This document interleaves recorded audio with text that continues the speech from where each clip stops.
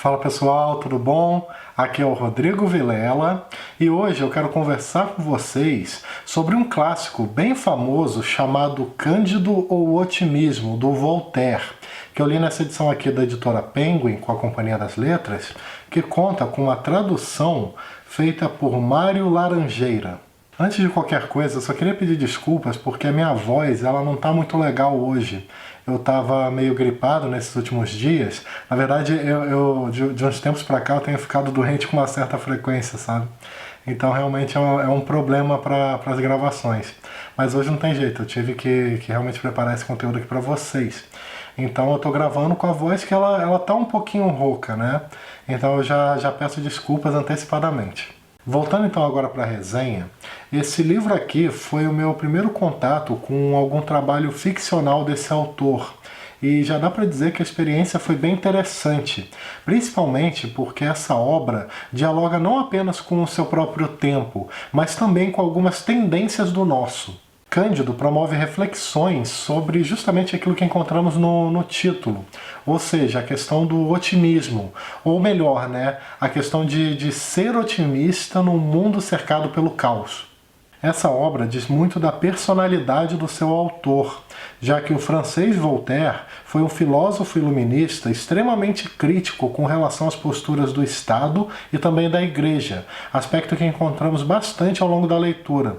Além disso, ele também foi um conhecido defensor dos direitos civis e da tolerância religiosa. As suas críticas a monarquias, a diversos setores da aristocracia, ou até a outros filósofos, como por exemplo Rousseau, rendeu ao escritor diversos inimigos, também exílios frequentes e até prisões na Bastilha. O próprio Cândido, publicado em 1759, veio de uma divergência sua com o pensamento de um outro filósofo, no caso o alemão Leibniz, famoso pela crença de que nós vivemos no melhor dos mundos.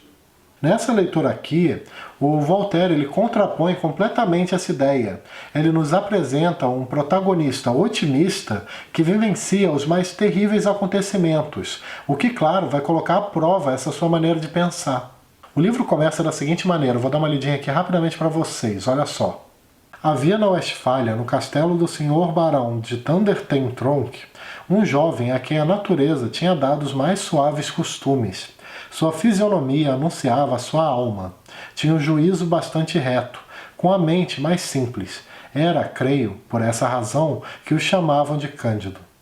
Esse personagem, o Cândido, era o sobrinho do tal barão. Naquele mesmo castelo viviam também o filho do barão, a sua filha, a esposa dele e também o Pangloss, que era um tipo de filósofo que funcionava como um oráculo dessa família e que também é um personagem completamente inspirado no Leibniz. A forma de enxergar o mundo desse filósofo influenciou profundamente a vida do Cândido. O Pangloss dizia, por exemplo, que todos eles viviam no melhor dos mundos, que o castelo do barão era o melhor que existia, que a baronesa era a mais bela de todas e coisas assim. Esse otimismo peculiar do Pangloss era baseado na ideia de que tudo, absolutamente tudo, era sempre feito para ser o melhor. Tem um trecho ainda no início do livro onde ele exemplifica isso daí, e eu vou dar uma lida aqui para vocês. Está demonstrado, dizia ele, que as coisas não podem ser de outro jeito, pois tudo sendo feito para um fim, tudo é necessariamente para o melhor fim. Notem que os narizes foram feitos para carregar óculos.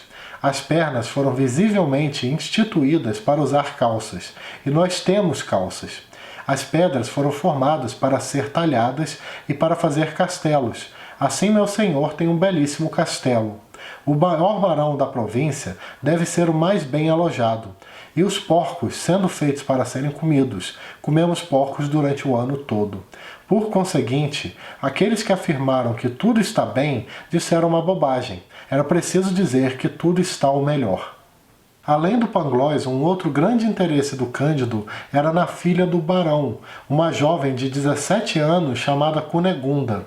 Os dois gostavam um do outro, ao ponto de que, num certo dia, eles se encontraram escondidos e se beijaram. O problema é que o barão viu aquela cena e expulsou o Cândido do castelo aos pontapés. Dessa forma, o protagonista foi obrigado a ir embora e, consequentemente, a conhecer um mundo muito diferente daquele que ele estava acostumado. Numa sequência, então, de vários capítulos curtos, nós vemos então o Cândido perambulando por outras terras, sempre vivenciando diversas tragédias e situações terríveis. O personagem, por exemplo, leva uma surra do exército búlgaro, depois participa de uma guerra, passa por um naufrágio, tempestades enormes, um terremoto, vê pessoas queridas morrendo, vê a escravidão, abusos de poder, torturas, crueldades inimagináveis, tanto na Europa quanto nas Américas, conhece histórias de pessoas que sofreram muito e por aí vai. Ao longo da sua jornada, muito motivada pela esperança de ver a Cunegunda novamente, o Cândido também vê a sua crença no melhor dos mundos confrontada com frequência. Será que aquilo que o Pangloss tanto ensinou para ele realmente fazia sentido? No decorrer dessa leitura, então, nós vamos acompanhar a forma como o Cândido lida com tudo isso, com as situações inesperadas que questionam constantemente essa sua maneira otimista de enxergar a realidade. Cândido é um livro interessante porque ele nos coloca para refletir com muita facilidade. Eu mesmo, depois que concluí essa leitura, fiquei pensando sobre algumas coisas. É possível, por exemplo, ser verdadeiramente otimista ao saber que o mundo está imerso em tantos problemas? Será que para ser uma pessoa otimista de verdade, nós precisamos, por exemplo, fechar os olhos para as coisas que incomodam e basicamente viver dentro de uma bolha? Em certa medida, eu acho que a trajetória do Cândido reflete muito dessa maneira de viver, sabe? Num tipo de individualismo, de egoísmo, que serve apenas para facilitar essa crença de que está tudo bem, quando na verdade só está tudo bem para ele, pelo menos no início do livro. A introdução dessa edição da Penguin, escrita pelo Michael Wood, trata um pouco dessa questão do egoísmo. Eu vou dar uma lida num trechinho aqui que é bem interessante. A primeira arremetida do livro contra o otimismo atinge a doutrina em sua forma mais crassa e cômoda, uma combinação de ignorância com complacência que afirma que tudo vai bem em toda parte porque eu estou ótimo no cantinho de mundo que por acaso conheço. Uma vez que a Westfália é o mundo, esse há de ser o melhor castelo do mundo. Cândido também se pauta por tal estilo lamentável de inferência quando pensa que Pangloss é o maior filósofo da província e, consequentemente, de toda a terra. A minha impressão é de que o Voltaire quer nos dizer que o otimismo do Cândido vem dos privilégios que ele possui, das vantagens que ele tem. Tanto é que o protagonista ele só começa a questionar um pouquinho esse seu pensamento quando ele se depara com uma vida de dificuldades. Isso segue bastante atual se pararmos para pensar. Na era das redes sociais, por exemplo, não faltam casos, né, de pessoas que promovem uma fórmula da felicidade ou promovem uma visão super otimista das coisas, quando elas próprias já são pessoas com uma vida cheia de privilégios. É como se o otimismo em Cândido fosse, de certa maneira, uma forma de ilusão, de você se iludir e fechar os olhos para a realidade. É aí que entra a genialidade do autor, ao colocar exatamente esse protagonista diante das mais abomináveis situações, das mais abomináveis tragédias. Justamente uma pessoa que sempre foi ensinada a enxergar o melhor das coisas. Ainda por cima, Voltaire conta essa história com muita sátira e também num ritmo muito acelerado, tudo muito frenético, é tudo muito rápido, é sempre um problema atrás do outro.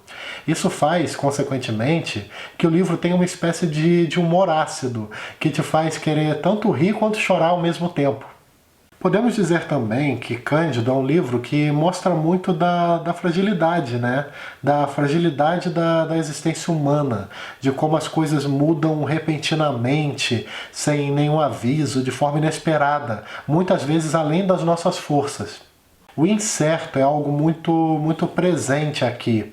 Além de que o autor também fala bastante sobre, traz várias críticas, né, às instituições religiosas, à perseguição da Inquisição, ao fanatismo, à violência, à falta de liberdade, entre várias outras coisas. Bom, é isso, pessoal. Espero que vocês tenham gostado dessa resenha de hoje, onde eu falo sobre esse livrinho aqui, muito interessante e que também é bem rápido de ler. Para quem tá procurando um tipo de leitura assim mais ligeira, é realmente uma boa opção. Aproveito também, como sempre, para lembrar que todo domingo às 18 horas tem vídeo novo aqui no canal, além de outros conteúdos que eu posso publicar aleatoriamente ao longo da semana. E se você gosta do conteúdo que eu publico aqui e tem interesse em ajudar de alguma maneira, eu vou deixar aqui embaixo na descrição o link do Apoia-se, onde você pode se tornar um colaborador do canal e ter acesso a algumas recompensas, e também os links da Amazon, inclusive o link desse livro que eu falei aqui hoje. Ao clicar nesses links e efetuar qualquer pedido de qualquer coisa logo depois, o canal recebe uma pequena comissão. Também não esquece de me seguir nas redes sociais, de deixar uma curtida aqui embaixo que ajuda bastante, de se inscrever também para ficar sabendo das novidades e de clicar no sininho para receber as notificações. Beleza? Então é isso aí. Até o próximo vídeo. Tchau!